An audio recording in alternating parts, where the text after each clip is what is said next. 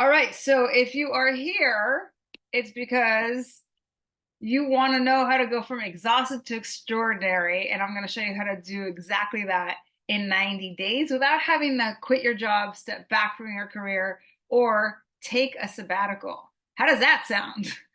Right? Yeah, this is like what we've been hearing ever since COVID, is people trying to figure it out and doing all these kinds of things that don't necessarily work. So let's take a look. So where I like to start off is really first answer the question, why is it that high achievers burn out in the first place? And while there are lots and lots of reasons for this, I find that one of the drivers is their passion. So I like to think of entrepreneurs and high achievers as something similar to a professional athlete. If you think about how these athletes just pour in all of their time and energy into their craft, they get to like extreme heights in terms of performance, but at the same time, they sometimes get injured because they overtrain. And when that happens, they have to sit out. They can't play. So no matter how prepared you got yourself, at that point, you just can't do the work. And the same thing happens with high achievers in the workplace. You're able to accomplish a lot of things. You're very skilled, you're very talented, maybe even very creative. And then if you reach that burnout point, you just get to a place where nothing's working anymore. You've got brain fog, you can't focus, your mood is really negative, you don't have the energy anymore. So everything starts to fall apart and you're not able to show up in the way that you really know how to do normally. So here's the thing. I want to share some statistics with you guys because burnout is a real thing. So the most recent things I've seen is that 3/4 of workers are burned out at their job at least some of the time or at some point in their career, something like 77%. 21% say that their company doesn't offer any sort of initiatives to prevent or alleviate burnout. Well, if you flip that on the positive side, it means that about 80% of places do offer something, which is really good news. However, just because they offer it doesn't mean that you're making use of it. And what we know is that oftentimes people aren't taking advantage of all these perks. In fact, 25% don't use all of their vacation days. And so we've got all these perks and we're not using them and we're burning out in droves. And so this is a real issue for folks. So the question now is, how do you transition to work-life balance without losing that passion or that productivity that you care so much about as a high achiever? And this is a real thing because sometimes we believe that if we are going to do something differently, if we're going to have a little bit less time at work or more downtime, then our productivity is going to suffer, right? And so I like to think of, you know, how somebody might quit smoking. And, my grandmother, way back before I even knew her, back in the probably like the 50s and 60s, was smoking 3 packs a day. And then one day she just quit cold turkey. So the question is, how do you go from being a 3 packs a day person to not smoking at all? And just like that, right? Well, it didn't happen until she made the decision to do it. You must know from trying different things, whether it's losing weight or wanting to get in shape, that you have this idea about what you want to do. You've got all those New Year's resolutions. But how many times does that fall off? How many times do you not actually follow through with all these goals and ambitions that you have? The idea is this: you have to be really, really clear about the decision that you want to make. And so that's exactly what my grandmother did. She made one day, just decided this was going to be it. And then what's important is once you've made that decision and you're crystal clear on what you want, what helps is to have some sort of a blueprint, kind of like a step-by-step process that you can follow that's going to allow you to be successful in whatever it is that you're going after. And once you have those steps and it's a proven system, it's about taking that massive action. And we're going to see exactly how this comes into play when it comes to becoming this extraordinary achiever at work without the burnout. All right. So this webinar today is really for you if you want some of these things that you see here on the screen. Like if you want to break through that mental fog that you might be experiencing if you're in that exhausted stage. If you want to stop feeling resentful at everyone and everything, something that we often see when people are burned out. If you want to get unstuck, because a lot of times when we're burned out, we just feel like we don't know what to do. We're kind of stuck in the state and we know what we want, but we don't know how to get there.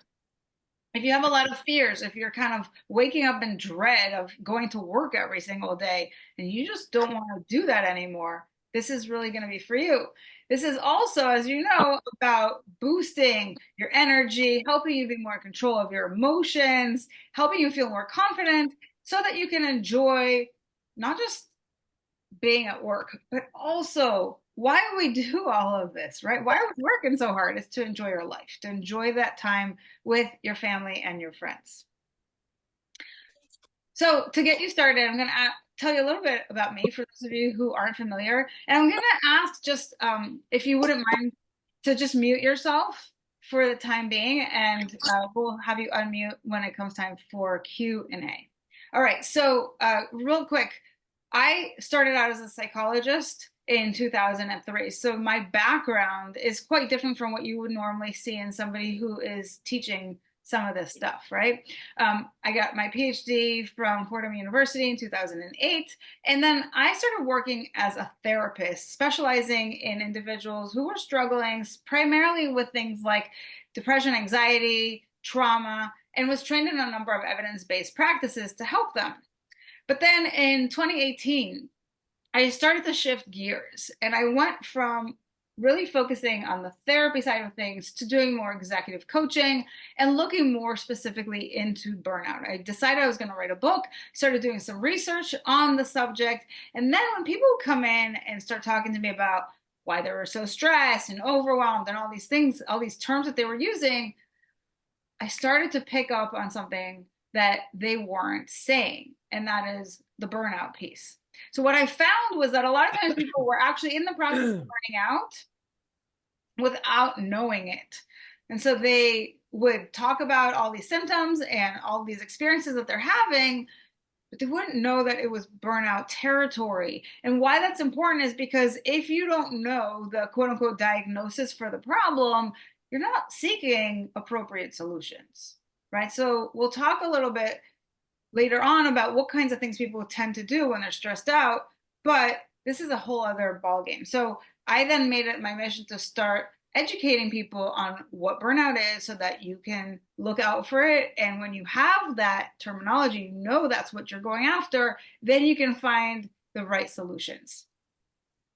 So 2020 came around and COVID hit, and everybody is now more burned out than ever, working from home, believe it or not. And that's when my book finally came out. And now, today, since that, I am working as a consultant, coach, speaker, and trainer, and helping organizations and executives really overcome the burnout and be more in that performance space, right? How do you achieve more without killing yourself? That's really the point. So to recap, that's kind of my 20 plus years of experience in psychology. And to give you a sense of, we talked about this is exhausted to extraordinary in 90 days. What is possible in that time frame? Because a lot of times I hear people say, oh, to recover from burnout, it takes sometimes years. And well, I can say so far from my experience, that hasn't been the case.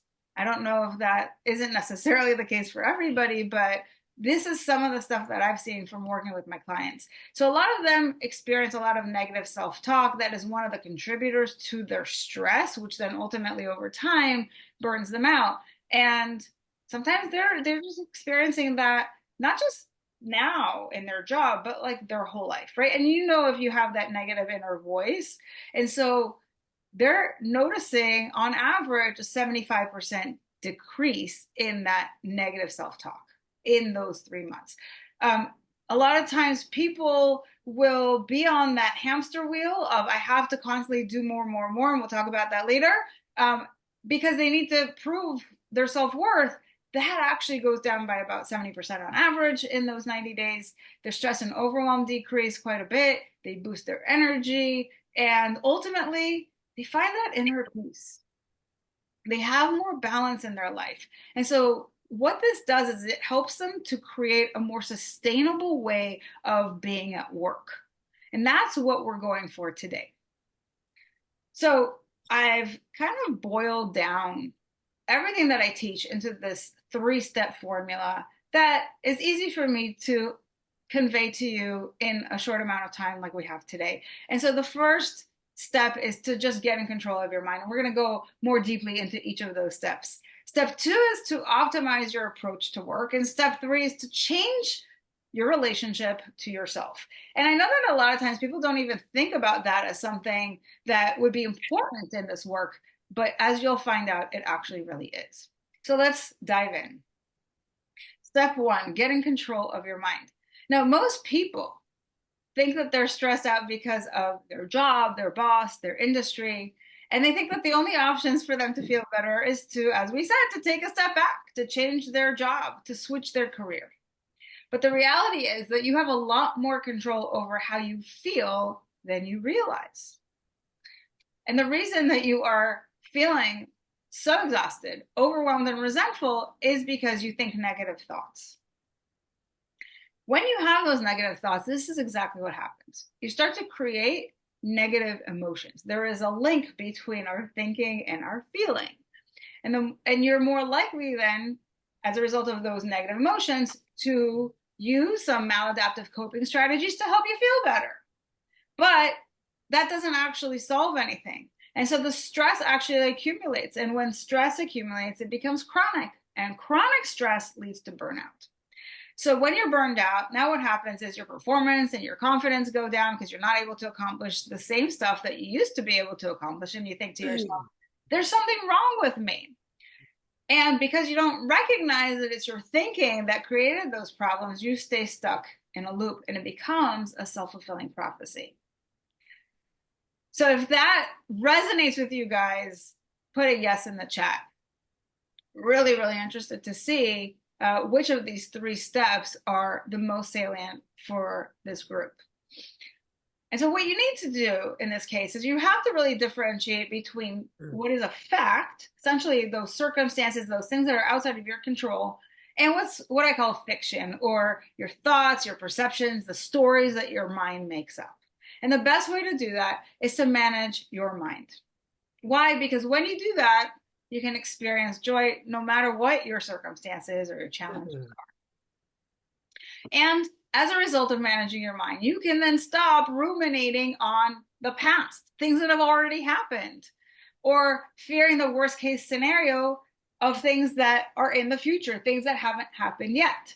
You can also get over your imposter syndrome, that idea that no matter how good you are in other people's eyes, they all recognize how wonderful you are and how capable you are, you still doubt yourself, right? You can stop feeling guilty about not doing enough, which is another reason why you might be taking on more and more to just get over that feeling, or comparing yourself to other people, right? How many of you actually, instead of telling yourself what a great job you're doing or that you've accomplished your goals and focusing on what you're supposed to be doing, are now comparing yourself to other people and saying, well, compared to Bob, I'm not doing that great. You know, compared to Kelly, I'm not achieving as much as I could be, right? Actually, I've come to find out, I don't know if you've heard of this, that silver medalists at the Olympics are actually have a somewhat of a high risk of suicide, believe it or not. Why? You think like, wow, you got a silver medal at the Olympics. That's pretty incredible. You're like number 2 in the world, right? No, because they didn't get the gold, right? It's that comparison that leads you to not appreciate what you've achieved, but to make you feel like you're not good enough. So where do we go from here? Now we want to know, now that we know it's important to manage our mind, how do we do it? And here's what the problem is. As I mentioned earlier, a lot of times people use these short-term strategies to manage their mind. So they're going to things like distraction And so they'll eat something, they go on their Facebook, nowadays TikTok, right? They're watching Netflix, they're scrolling through their phone, they're doing anything but focusing on work because they're feeling all these feelings and they just don't know how to get to the bottom of it. I just actually read a statistic that said that most workers are only efficient 60% of the day. And if you're an office worker rather than working remotely at home, it's down to like half that. So maybe like 30% of the day you're actually doing some work. And the distractions just keep on happening. Like literally, our attention span is so incredibly short that we can't get work done. We're multitasking, we're doing all these things, we're on social, and it's crazy, right? So all that is to say that when you're not focused, it takes you longer to get your work done. The longer it takes you to get your work done, the longer you're working, quote unquote, and you're not doing everything outside of work. And then you don't have time to recover and you're all burned out. So they're all related, right?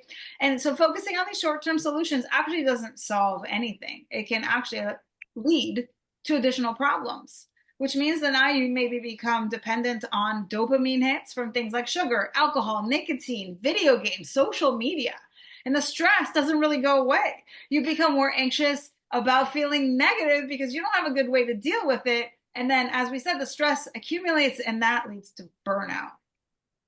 So, what you really need is a reliable method to help you manage those thoughts. And the key to doing that is emotional intelligence. Now, in my book, I talk about emotional intelligence as one of the 7 pillars that you need. And even under that umbrella, I break it down into these 4 areas under personal competency. But today we're only going to talk about self-awareness and emotional mastery. Okay. So now you've probably heard the term emotional intelligence, but if you're not exactly sure what that actually is, it's really about the ability to identify and manage your emotions. And it helps prevent that accumulation of stress because if you can manage those negative emotions that are leading you to feel stressed out, then the stress doesn't accumulate, and then you're able to prevent burnout. That's why it's important.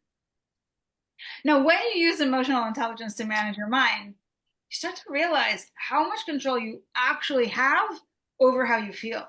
You become empowered to act in alignment with your values. You're more in control, you're less reactive under stress, you make good decisions, and you're able to let go of negativity more easily. Okay? So notice that. Notice how powerful this one tool actually is. And it's a skill. It's something that you can learn. I know we talk about the difference between IQ and EQ. IQ is something you're born with. EQ is something that some people have more naturally. They're more sensitive. They're paying attention more to other people and they are more in tune with themselves. But if you're not, it doesn't mean that you can't develop it. This is a skill and something that you can learn. And this is exactly what I teach. So I want to share a case study with you. This is Amy. She's a nurse practitioner, somebody that I worked with. And when she came to me, this is how she described her situation. She said, the life of a nurse practitioner and business owner by day and mom by night took a heavy toll on me. I was running low on energy, sacrificing sleep and exercise to get work done, and feeling overwhelmed as my mind was filled with that constant negative self-talk. After just 5 weeks, Amy was no longer worried about setting those boundaries or disappointing her patients. You see, what happened was Amy had this business where she'd have patients that would not only come in for appointments, but they had access to her through a platform. Maybe you have that with your physician or your nurse. And when she was on her drive home, she'd have about a 40-minute commute. All these texts were coming in, and she started feeling guilty about not getting to them and getting that immediate response. And so all this guilt was creeping in, and then she'd lie down at night, try to fall asleep, get some much needed rest from the whole day. She couldn't fall asleep, right? That mind chatter kept coming up like, you're not doing enough. You know, these people need you. You didn't answer them. And it was really taking a toll. So all this anxiety was creeping in. And after 5 weeks of us working on this stuff that I'm sharing with you right now, the anxiety dissipated. As soon as that happened, as soon as she changed her thinking about it, she was able to get an extra hour of sleep every single night. Now, if you've ever been sleep deprived, let me tell you, 1 hour a night consecutively makes a huge difference in how you feel, in your mood, in your energy, everything. And that's exactly what she found. So today, she's much more confident in her position. And the cool thing is, she gets her work done in less time without all this need to constantly be on, or the anxiety and the self talk and the guilt, everything else. And she's able to spend it with her family members, especially her son, which is exactly what it was that she wanted. So here's what she said. In just 90 days, as a result of working through Sharon's coaching program, my thinking changed. This sounds simple, but it revolutionized my life. I stopped feeling anxious about not being readily available all the time. As a result, I started sleeping more each night and my energy dramatically increased, as you heard. I feel more in control of my thoughts now. And most importantly, I'm able to focus on work during my work time and on my home life during home time. All right. So this is why this is so powerful. All right. So before I move on to step 2, if you've got questions about step 1, do go ahead and put those in the chat. We will come back to them in our Q&A session. And if you haven't muted yourself already, I'm hearing a bunch of static. So if you wouldn't mind, just go ahead and mute for now, and we'll give you a chance to unmute towards the end.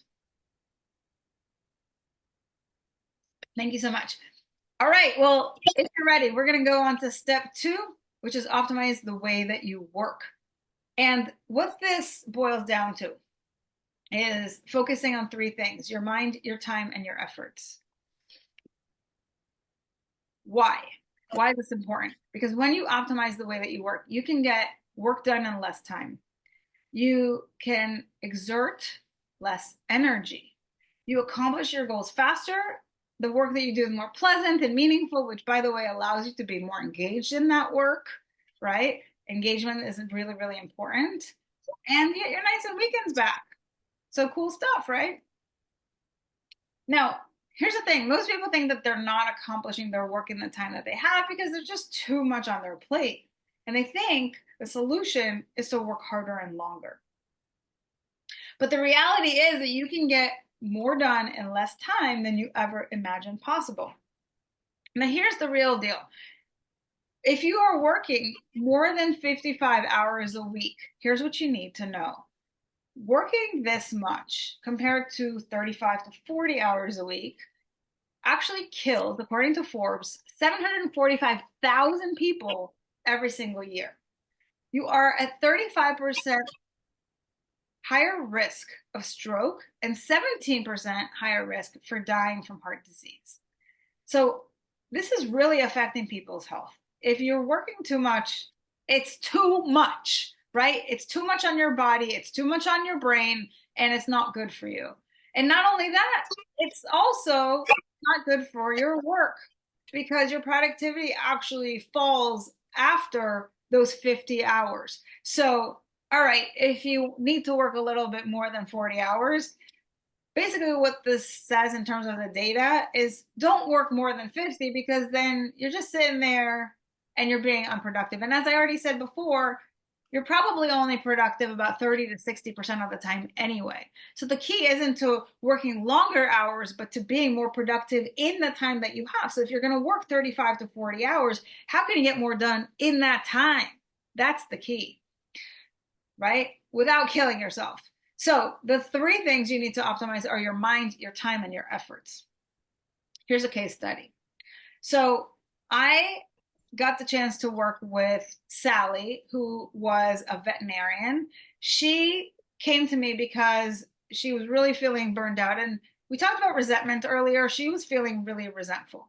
Why? Because she said, I come into work early and I stay late and I just can't get my work done in the time that I'm supposed to. That's why it requires so much more time of me, right? How many of you are spending more time than what was maybe in the contract, right? You were contracted for maybe 40 hours and now you're there for 60.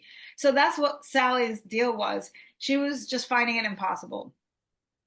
And when I told her a little bit about the mindset work that I do with my clients, she was really very cynical, very resentful. And she said to me, why should I have to work my mindset when it's, oh, Who's got their microphone on? Can you please unmute that or mute that, please? It's just distracting. So she was like, why should I have to work on my mindset when it's my job and my industry that's the problem? Like, she really believed that they were setting her up for failure. So I did a little exercise with her, and I said, I recognize that there are a lot of things that you don't like about your work, but tell me, what do you like? Because as far as I'm concerned, like, if you're still there, something's keeping you there. And I wanted to really get a sense of what that was for her. And she named three things. And I said, great. What would happen if every day you went to work and you only focused on those three things? She took a moment and she was like, wow, I never thought about it like that, but I can see how it would feel a lot lighter.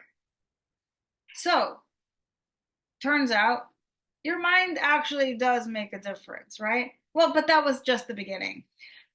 So she decided she was going to work with me. And as we were working together, what came out was that she's a bit of a perfectionist and a people pleaser. And what would happen is people would come to see her, they would ask questions. She didn't always have all the answers. And so she was like, I'm going to do the research and I'm going to call you back and I'm going to give you the answer. Great. However, she was stacking all of these extra calls into her day. So she would see all the patients and then do all the research and then call them back. No wonder it was taking her all this extra time, right? So I said to her, what if you just build for another session? What if you had them come back to go over the results? And that way you're accounting for that time. Anyway, we're just trying to work a little bit more strategically. And then one day I asked her, how many shifts do you have between now and our next session? And she said 3. I said, okay, let's do what I'm going to call the 3-shift challenge. Your challenge is to show up to work on time and leave on time for the next 3 shifts. And then I want you to send me an email and tell me how it went. And this is the email I got from Sally. She said, I just completed my 3-shift challenge and I managed to leave work on time 3 out of 3 days. I made sure to focus on which tasks needed to be completed and which tasks would be nice to complete but could wait until the next shift. Towards the end of a shift, when I noticed myself thinking things like, I'll just have a quick look at the patient's results, but it wasn't a task that was essential for that shift, I stopped myself and refocused on the day's essential task. So what she's showing you here is that when she was put to the challenge, she focused her mind and she started asking herself really good questions like, is this essential? Do I have to do this right now? And that allowed her to be more focused on what she was doing rather than, remember that person I was sharing with you earlier was going on Facebook and doing all these things. You kind of smear your day and there's at least 40 to 70% of your day that you're not really doing work. So by doing that, she was able to get out of work on time. And that's essentially what I'm challenging you guys to do as well. All right, if you got questions about step 2, I want you to put those in the chat now, and we're going to address those as soon as we finish with this webinar in the Q&A. All right, so go ahead and do that now, and then we're going to go on to step 3. Step 3 is about changing your relationship with yourself and recognizing how extraordinary you already are. Now, most people think that they have to prove their worth through their productivity, as I mentioned earlier. And what this does is it creates this condition where you're on this hamster wheel, where you feel like you're really only valuable after you've accomplished something. And to be honest, you always think to yourself, well, when I finish this, then I'll rest, or then I'll take some time off, or then I won't be so stressed out. But as soon as you finish it, right, what actually happens is you've got like 10 other things that you have to do. Why? Because it just never ends, right? There's always another thing to do. But it's like this condition that you put yourself in where you feel the compulsion to prove, the compulsion to have to accomplish, because you're seeking a certain feeling, like that pat on the back, that idea of like, I've done something to make myself valuable, to be worthy. And all that does is leads to exhaustion. Because the truth of the matter is, you're already worthy. You have nothing that you really need to prove. And so, what really gets in the way of feeling extraordinary, in my mind, it's the lack of alignment between your inner and outer world.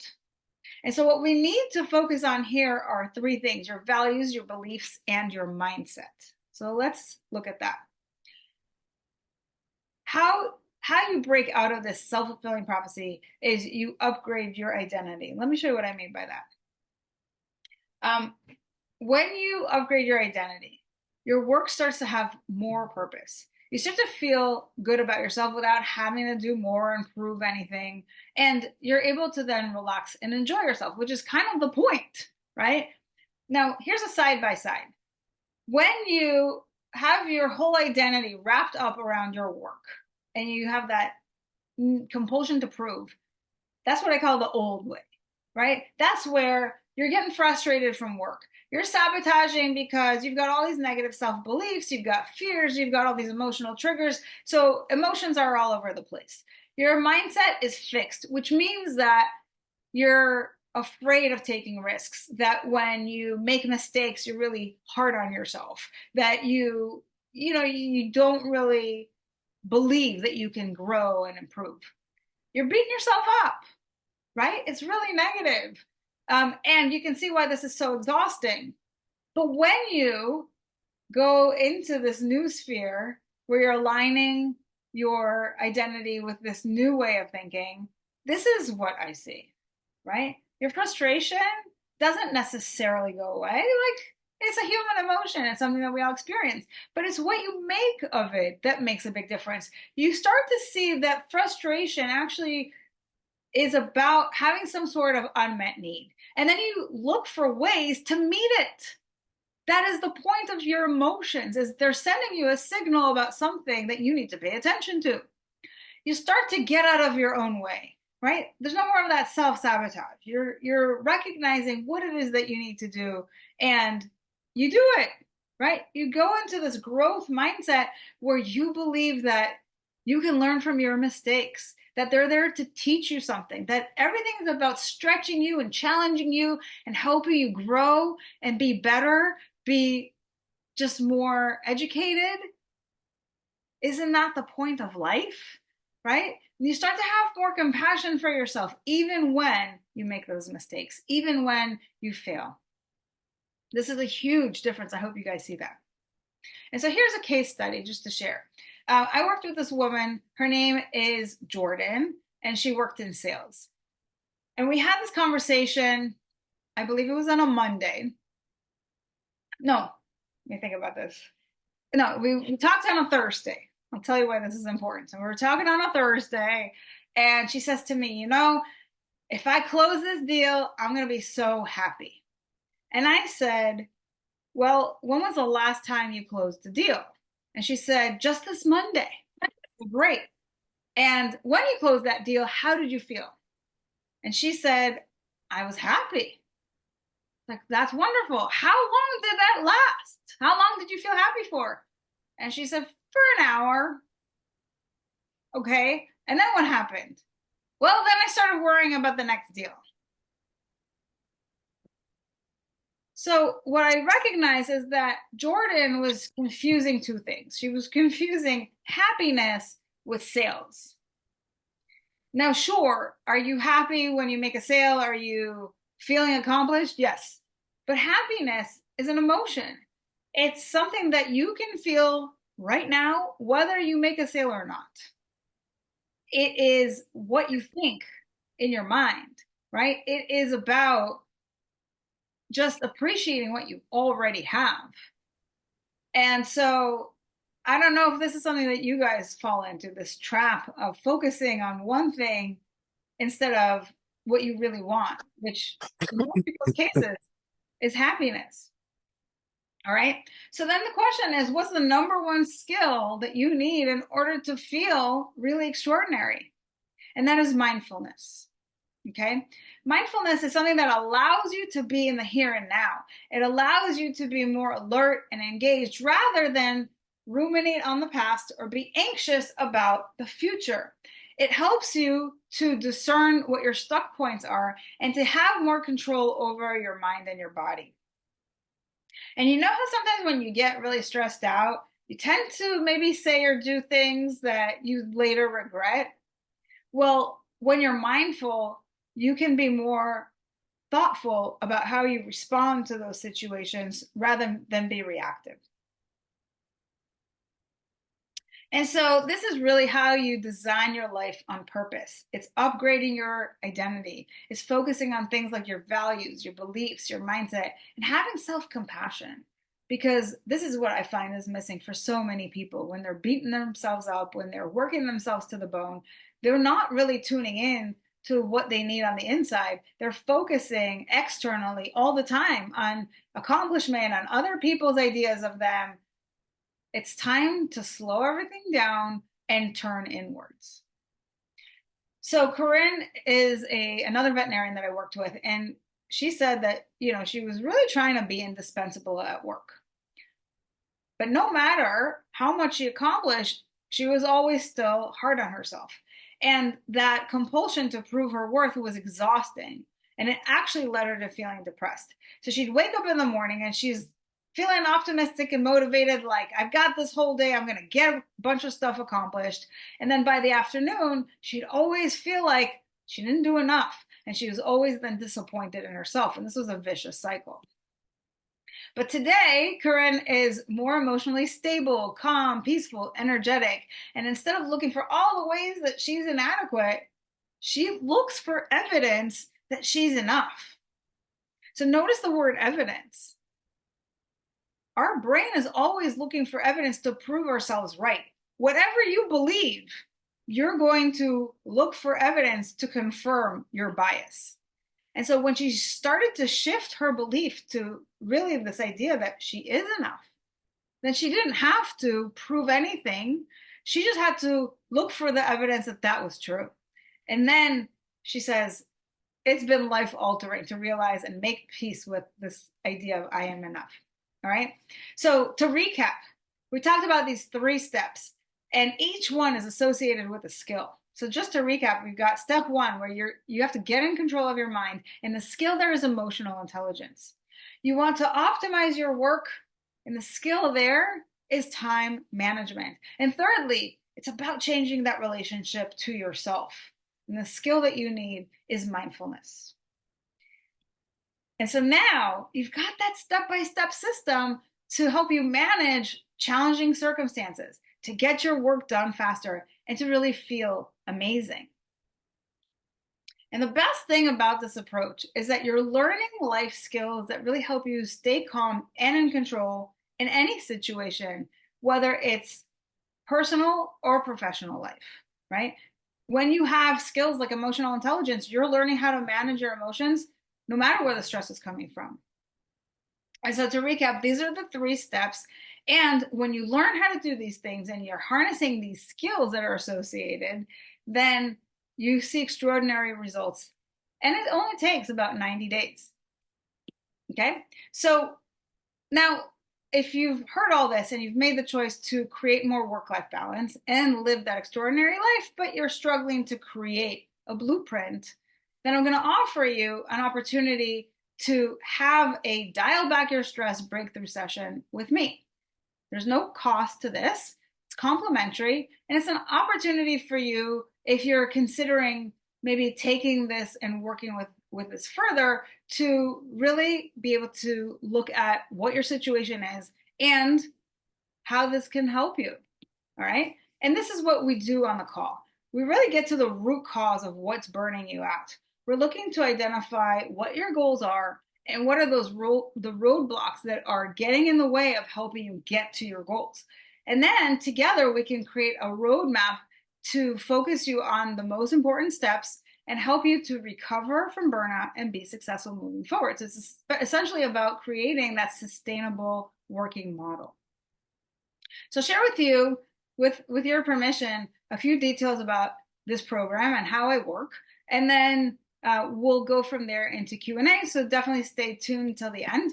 And so if you want that complete step-by-step blueprint that we were talking about, about how to implement everything and get hands-on coaching from me directly every step of the way, my program is called Exhausted to Extraordinary.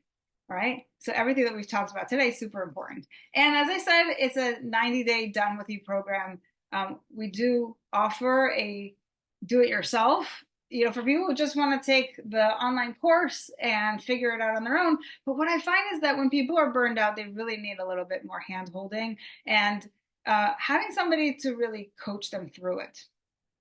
So let me share with you just a little bit of an inside view of what we cover in this course and in this program.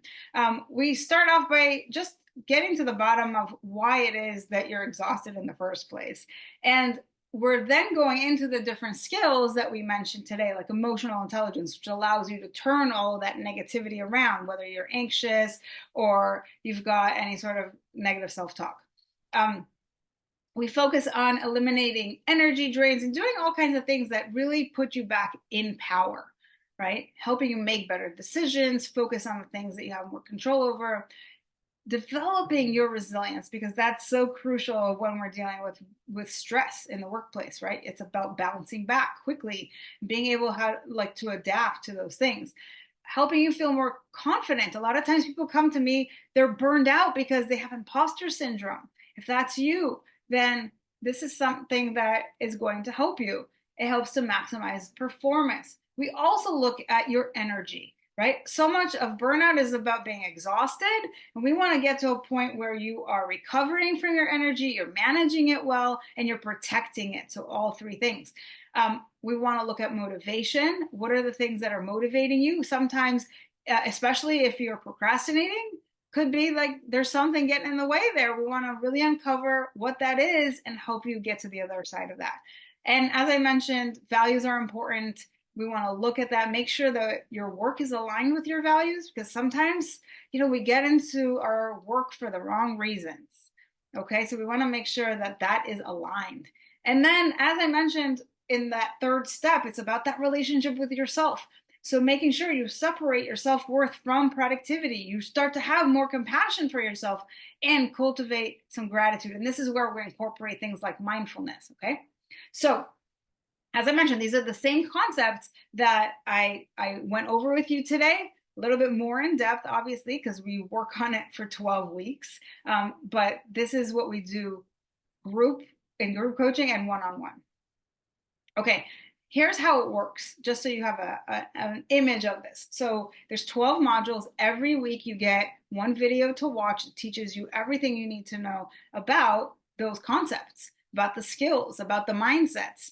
And then you're going to have some questions on it. You have to think about how to implement the things that you're learning and how to apply it to the things that are going on in your life, the things that make you stressed out, right? So that's where we get on a coaching call. This is where I answer your questions. I help you see your blind spots. We problem solve together. So that's why that combination is so important. And then if you've got questions in between those weekly calls, you have access to me via email. So that's just an easy way for you to get that information and to have that transformation happen. So what this is going to help you do is, as I said, turn your negativity around, help you feel more calm, even in what you deem to now be a stressful or scary situation. Bounce back faster from stress. That's resilience. Recover your energy and your sanity. Get your work done in less time so you're more efficient. Why that's important, we already said. You get your life back. And of course, build up healthy routines. I'm very health oriented and I'm very holistic in my approach. And so I look at the whole person. So these are some of the things that are inside the program. As you can see, we've got video modules, we've got coaching calls, we've got 2 bonus calls for people who are in the group. One to get you started in the beginning. We do an assessment. We kind of see what are the things that you're struggling with specifically, so we can tailor it to you. We can personalize the approach. And then we have another one at the end of the program where we're touching base and kind of looking at where you were in the beginning, what your goals were, where you are at the end, what are some next steps for you. So we're really, really customizing the approach. As I mentioned, you have email support, and there's all kinds of other bonuses as well. And all that's valued at $11,888. And here are some questions for you to consider. Now, if all this did was drastically reduce your anxiety so that you could feel calm and confident, would it be worth it? Right? Think about how much angst that causes you. If all this did was give you more work life balance so that you can enjoy yourself more. Work life balance is one of those things that I hear everybody wants, but very few people actually have. Would it be worth it? If all this did was give you back your energy so that you could be more mentally and physically present, would it be worth it? So many of my clients talk about how they're just not present with their family. They feel so guilty because they come from work and they're still thinking about work. And so their kid is talking to them and they're not even there mentally. They're there physically, but they're on their computer and they're checking emails and they're constantly on, right? Would it be worth it to be able to cut that off? Now, as we said, the total value is 11,888. My program for the group is only $6,000. And what I do is for people who come from this webinar, if you're serious about doing this work with me, we get on a call and I actually give you $1,000 off in the next 48 hours if you want to get started. So something to consider, and I'll tell you exactly how to get on a call with me in a minute. And if you have any sort of funding issues, we also have solutions for that. At most, it would be $270 a month or less, depending on your credit score. So those are things that I hope will allow more people to access this solution. So if you're interested in chatting with me, having that 60-minute call, go to bookachatwithsharon.com. It'll show you all of my availability. Now, you've been waiting all this time. I'm sure you have some questions. I know I got some questions in advance. Yes, Khalid said bronze more happy than silver ones. I think he's talking about the Olympics, and that's absolutely true. If you can believe that, why would you be happier in third place than in second place? Funny enough, that's actually what we see. So Nick said, never having had Facebook has been a positive thing for me. It's fake distraction and so much looking at how others present. Thank you, Nick, for saying that, because I really never got into social media personally. Like, I'm on LinkedIn for business, but I never really got into the Facebook thing or the TikTok thing or the Instagram thing or whatever, because it is such a time suck and it is really addictive. So you sometimes just have to set those parameters for yourself. This is a perfect example. If you go back to the story of my grandmother, of like making that decision, just saying like, this is what I'm going to do. I'm only on LinkedIn myself. I don't do any social media that is fake and people presenting fakeness, because Absolutely. that's what I think social media has destroyed certain generations, in my personal opinion. And I'm glad to be clear of it. Yeah. And what's beautiful about that is anybody can do that at any time, right? That doesn't cost you anything. It's a quote unquote decision that you make that's a quote unquote free resource, right? Okay. You said, unfortunately, it is the others around the new way. I'm sorry. The others When you around. said about the new way and the old way, it Oh, was sometimes it's not you that's being reluctant to go to the new way. Sometimes others will see you go to the new way, and you'll have people, haters, as we call them, yeah. who push you back because of their own insecurities, their own mindset. They don't, they're envious of you progressing and developing, Yeah. and they will push you back. So sometimes it's not just struggling with yourself, but That's a it's really also good point. combating others. That's a good point. And what I would say to that is they're allowed to have their opinion, but you don't have to allow that in. In other words, that's also a choice, Absolutely. right? You have to, in the same way that you abstain from social media for that reason, you can't avoid people, right? You can avoid social media. You can't avoid people, and they're going to have opinions. They're going to come at you with whatever. And, I would say sometimes, we call them haters, but, I interviewed this guy who is just phenomenal. He started a TikTok channel and he had this like million people following him. and he's doing really brilliant things on there. And he talked about how even though you've got all these followers, of course, when you're talking about mass numbers, you also start to have these quote unquote haters. And what he started to do was just come at them from the assumption that they mean well. And I always thank them for their opinion. what he actually would take it further, he would actually like say, my stuff isn't for everybody. I'm curious what you didn't like, right? Or whatever. Yeah. Or I'm curious, like whatever. Like he would just engage with them in a conversation. And what he said was, and we know this in social media, what happens is people are faceless and they feel like they can do and say whatever. And as soon as you start engaging with them in a conversation, all of a sudden the humanity comes out.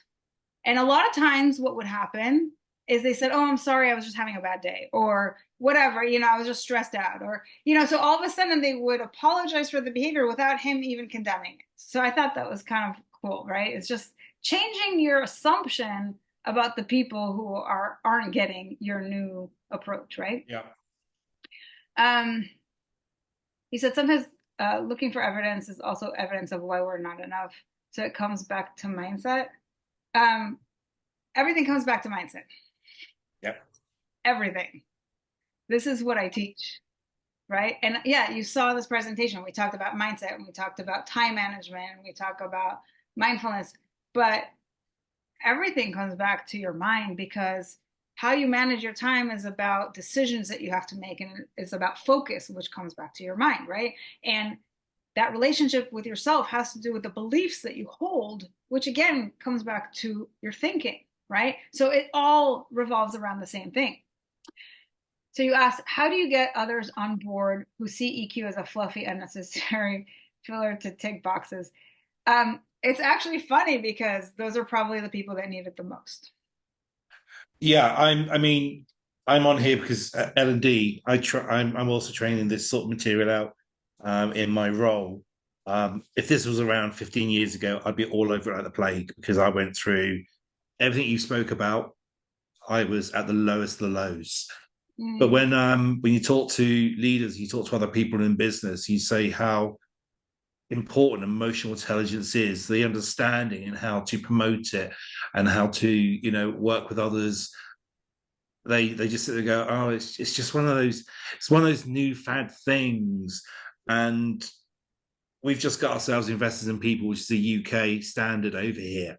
yeah. But one of the things in investors in people, it talks about emotional intelligence and certainly of leaders.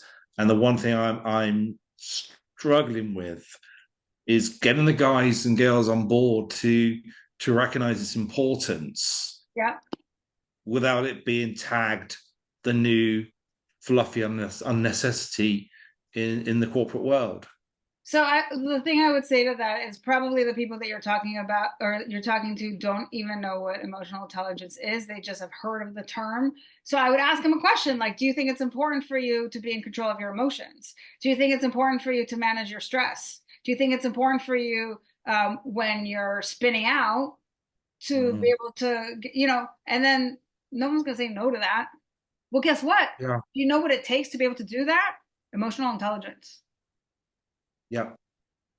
A I good point. Very good I point. think people just don't really know what it is. That's why I defined it in this webinar because I feel like people have heard the term, they don't really know. I always start with definitions, right? It's just let's all get on the same uh like level. Like let's all be in the same plane so that we know what we're talking about. Um Yeah.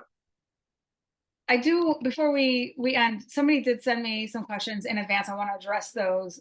They asked what is the opposite of distress, or like how can stress be positive, right? And there's a term, if you haven't heard of it, called eustress. It's eustress.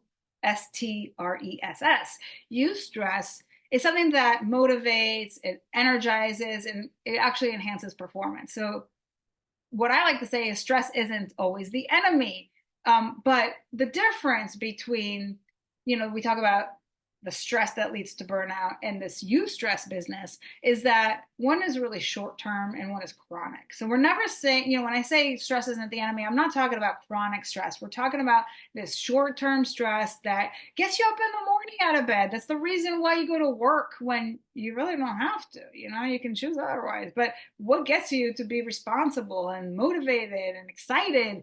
It's kind of like, well, if I don't get there, I don't want to be late. I don't want people to wait for me. I don't want, that's that eustress. Okay. So what it does is, again, it can motivate you. So like if you set up some goals for yourself, like we do at the beginning of every year, it's about having that stress to like get to the finish line. It's about, if you think about Sally and that challenge that I gave her, it was something that gave her that focus that she needed to get to work on time and get out on time when she hadn't been able to do that ever prior to that challenge. Now, I didn't really do anything. I just set the framework. I just kind of gave her the challenge, the parameter, if you will. So it's about that, right? It's important to understand that because it changes your relationship to stress. And then she also asked about managing useful stress. And so a lot of it is about shifting your mindset, having this more positive attitude towards things that are challenging for you, right? That's that growth mindset. It's about taking breaks and relaxation. It's about all the things that we talk about, like a healthy lifestyle, social support.